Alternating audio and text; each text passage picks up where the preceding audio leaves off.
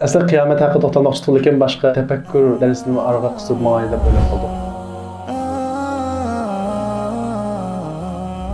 Biz bugün Allah subhanahu wa ta'ala'nın tüvendeki ayetini mulayez kılgan şekilde ders kılaylı. Bismillahirrahmanirrahim. Huvellezî halaka lekum ma fil ardi cemi'a. Allah zemindeki bütün narsalarni sizlar uchun, ya'ni sizlarning foydalanishinglar uchun yaratdi deydi. Nima bizning foydalanishimiz uchun yaratgan narsalar zemindeki? Havo, suv. Shunday biz bu narsalarni bilamiz. Ammo nurg'un narsaniki bizlik uchun ne kadar foydali, hatto biz navbatda qo'llanayotgan texnikalarning asosiy ekanligini ko'pinchamiz bilmasligimiz mumkin. Ba'zida xiyonlar gap qilishi mumkin. Allah chivini nima ish yaratgan bo'lg'aydi? Allah chashqan nima uchun yaratgan bo'lg'aydi degan savollar gap qiladi. Amaliyotda biz inson aqlimiz bilan Allah subhanahu va taolaning koinotdagi bütün narsalarni nima uchun yaratganligini tegi yetib bilmaymiz. Lekin tafakkur qilsak, o'ylansak, Allah subhanahu va taolaninki mayli bizning badanimizda bo'lsin va yoki dunyoda bo'lsin, hech bir narsaninki ahamiyatsiz emasligini bilalaymiz. Masalan, aqllisi ko'pinchalar bu narsani bilasizlar. Chaplashqa shundaqo buni ishlatadigan sirbak ko'p. Chapanninki yangidan tatib, hatto olam qatnashi shularning kiyimlariga ishlatadi buni. Gorgon Mastrel degan ba'da 1941-yili bir qatim ishni bog'chada ayni ketib etib, o'simliklarning orasidan o'tib ketib etib, ishlarga bir munchalik biz Uyg'urchada budushqaq deymiz-ku. Shu budushqaqlar chaplashib olgan, paypiqqa chaplashib olgan. Bu odam ishtidan buni pokizlashda, paypiqni pokizlashda qiynalgan. Ammo shu qiynalish jarayonida bir narsa qala kelganda bu odamninki, ha, buni chaplashtirgan narsa yazsaq bo'ldi ekan-ku deb o'ylab, shu kirishgancha shu narsani 1941-yili ijod qilgan va buningki patent huquqiga erishgan. Bugungi kunimizga qarab qolgan bo'lsak, buning ishlanadigan turi intayin ko'p. Demak, bu odamninki ilhom elinishiga nima sabab bo'ldi? Bir budushqaq. Xiyolimizda nima foydasi bo'ladilar shu budushqaqni o'ylagan bo'lishimiz mumkin. Kichikgina bir misol endi. Bizning hayotimizga nurg'unlagan qulaylikni olib kelgan bu narsaninki ijod qilish ilhomiga biz hech qanday bir foydasi yo'q deb o'ylagan budushqaq sabab bo'ldi. Undan boshqa nurg'unlagan uning tibobat boshqa jihatlarda foydasi bo'lishi mumkin. Undan boshqa mana vallah Uyg'urchasi keslanchuk shundaqo. Bu liqi tomlog'i yomushudu, truska yomushudu. Trusta xili tez supurgida urib baqsanglar tushmaydi buningki. Normalda buningki chaplish kuchi 114 kilogram deydi. Ya'ni agar bedeni bardashlik bersa 114 kilogram narsani ko'taralaydi deydi. Shunda kuchli narsa. Qarab qolgan bo'lsa, buni tutib turgan narsa nima ekan? Olqinninki yaratilish shakli. Qarasanglar, barmoqlarning uch shakli siziq shaklda, oxirisi yumaloq shaklda, ham yumshoq, uch xil shaklda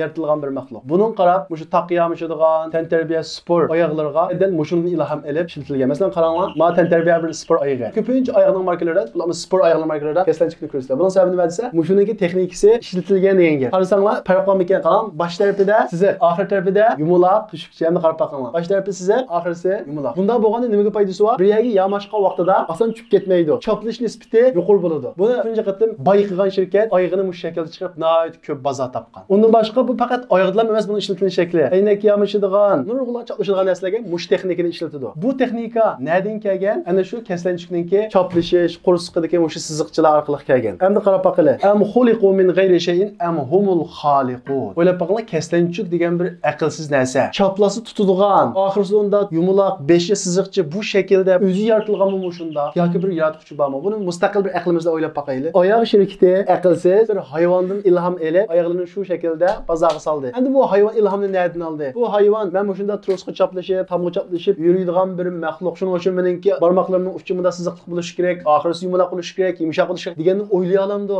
Meningki tasadduq bo'lib qolganligiga ishonamsizlar? Aql 1% buni yo'l qo'ymaydi. Nimishqa desa, buni teyinib ketishning oldini olish uchun 5 siziqlik, oxirisi yumaloq chiqitlik shaklda alohida loyihalangan bu nurg'unlagan mutaxassislar tarafidan deymiz. Xo'sh, unda bo'lsa, bu aqlsiz keslanchukdiki bu loyiha nereden kelgan? Agar buni o'zi qilgan desak, keslanchuk o'ziniki yamishadiganligini qanday qilish kerak? Bilish kerak. Bunda ilm deydigan bir narsa bo'lishi kerak. Agar keslanchuk buni o'zi ashunda qilgan desak, keslanchukda shuni qilish va yoki qilmaslikdan iborat bir iroda bo'lishi kerak. Ya'ni kelib aql bo'lishi kerak. Kofir buni Alloh yaqmidi desa, keslanchuk aqlli, keslanchuk iroda sohibi, ya'ni bir ishni qilish qilmaslikni tanlay oladi deydigan nurg'unlagan sifatni keslanchukka berishga to'g'ri keladi. Bir keslanchukda bu sifatlar bormi? Ilm bormi? Iroda bormi? Ham kuch bo'lishi kerak. Qilish degan narsa, ya'ni bir ish harakatni berish nimani taqozo qiladi, nimani talab qiladi? Kuchni. Kuch bormi? Aslo yo'q. Demak, biz Allohning maxluqotlarida o'ylansak, deb tugatkili bo'lmaydigan, Allohning borligiga ko'rsatgan nurg'unlagan alomatlar bor. Bir hayvon bilmaydi o'zininki tamg'i yamishib, turusqa yamishib yashaydiganligini. Undan keyin mabina esgay deydigan Zimbabvega salangan bir bino. Bilasizlar, Zimbabve Afrikada nihoyat issiq bir yer. Buni loyihalagan injener, buningki ichini sug'utish, havo o'tish jihatlarda eng yaxshi qilish uchun havo o'tish sistemasi haqida nihoyat ko'p o'ylangan, ko'p izlangan. Buni 1991 2001-yili Mac degan ma injener sağan. Bu adam köp oylash orqali bu Afrikada bizlar yaşamaymiz. Hayvanlar mı yaşaydı? Biz bulanmagan issiqqa hayvanlar bulanmaydı. Bu yerda toplashib yaşaydigan hayvanlar qanday yaşaydı? Ular uyini qanday saladı deb şu yerdagi chumilning o'zi haqida tadqiqot olib borgan. Qarasanglar oq chumilning o'zi bu shaklda. Igiz ham inson o'xshash toplashib yaşaydı. İnchki tekshirish olib borgan. Tekshirish olib borgandan keyin buning ichida ajoyib g'aroyiblarni ko'rgan. Ya'ni uning ichida mukammal havo o'tishadigan sistema. Ya'ni uzuq tulikini chumillar ichiga akirib olsa-mu, prop qolmaydigan havo o'tishib turadigan o xil sistemining bor ekanligini bayqagan. Qarasanglar havo kirish ig'izi, havoning chiqib ketish ig'izi, yemek mukammal bir qurilish injiniriningki sistemasini bu oq chumilninki o'zida ko'rgan. Bu odam dal o'zining ilhom oldigan yerini topganda, dal binoni bu shaklda salsak, havo o'zi kirib o'zi chiqadigan, havo o'tishadigan, issiqlikmi energiya o'z ketadigan bu shaklda bino sog'ilib bo'ldi ekan deb, shu oq chumilning o'zidan o'rnak olib, bu binoni shu shaklda, havo o'tish shaklini ayni shaklda qurib chiqqan. Bu shaklda bitib chiqqan bu bino. Amaliyotda bu bino o'xshash shakldagi binolardan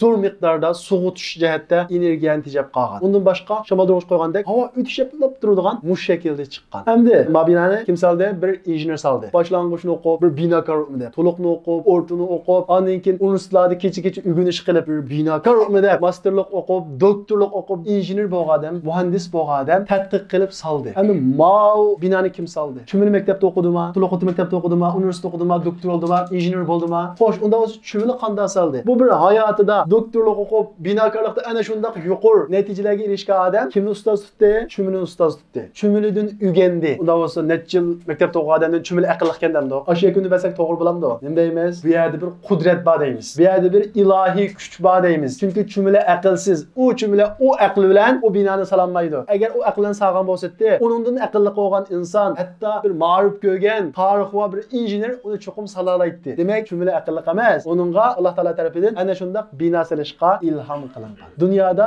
ijod bo'lgan narsalarningki ko'p sonliqi hayvonlardan, hatto o'simliklardan, Alloh yaratib bergan narsalardan ilhom elinib, undan keyin maydonga kelgan. Buning misollarini aytib ko'p. Masalan, aytsak, Mao Iji Nakatsu, shu Yaponiyaning tez poyezdlarini ijod qilgan. Bu odam 1960-yili eng tez suratli poyezdni o'tirib qo'ygan. Soatiga 270 km mangadigan poyezdni yasab chiqqan. Lekin bu odamning yasab chiqqan poyezdda bunday masala ko'rilgan. Birisi poyezd tonelga kirib, toneldan chiqqan vaqtida favqulodda qattiq ovoz chiqargan. Chunki tonelga kirgandan keyin havoni pirslab, xuddi o'q etilgan ovoz chiqadi ya, shunga o'xshash ig'ir ovoz chiqargan. Bu odam bu vaqtda qattiq izlangan, ham bu odam o'zi bir qush havaskori. Bu odam izlanish jarayonida poyezdni 3 xil qushga qarab o'zgartgan. Poyezdninki oldingi shaklini pingvinga qarab o'zgartgan. Tumushqini poyezdninki qushga qarab o'zgartgan. Ondan keyin Mao mushuk yapaloqqa ustundagi bir-birlab ko'stay. Qarasanglar tumushqi qushloq shundami? Bu odam shuni tadqiqotgan vaqtida biliqchi qushninki shunday tez suratda hech qanday to'solg'izatda suvga tushib bilan biliqni tutib chiqarganini ko'rganda bu odam. Bu vaqtda izlangan. Izlangandan keyin poyezdniki uchini mush shaklda qilsak, havoga ushlaydigan besimini ait ozuldi ekanda, yasamoqchi bo'lgan poyezdning uchini dal shu qushning uchiga o'xshash o'zgartgan. Ondan keyin ovoz. Mana bu yapaloqni bilasizlar. Bu odatda eng ovozsiz uchadigan qush. Bu odam pantografini, ya'ni poyezdning ustidagi poyezdni